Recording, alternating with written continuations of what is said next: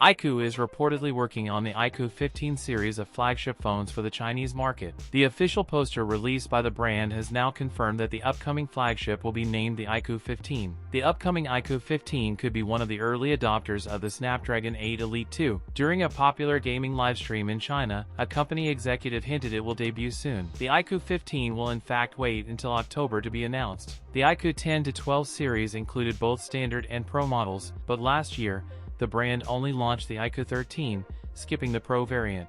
According to reports, the upcoming iQOO 15 series will consist of two models. The standard model will be joined by an Ultra edition. The standard model will feature a 6.85-inch flat Samsung display with LiPo technology. This is a new display packaging tech that will allow the screen to sport slimmer, symmetrical bezels, an ultrasonic in-screen fingerprint sensor, and an IP68/69 rated chassis. The phone will have a 50MP periscope telephoto camera with 3x optical zoom, powered by a 7000 mAh plus battery with 100W charging. That's it for today's video. If you enjoyed it, don't forget to like, comment, and subscribe for more content. Thanks for watching, and I'll see you in the next one.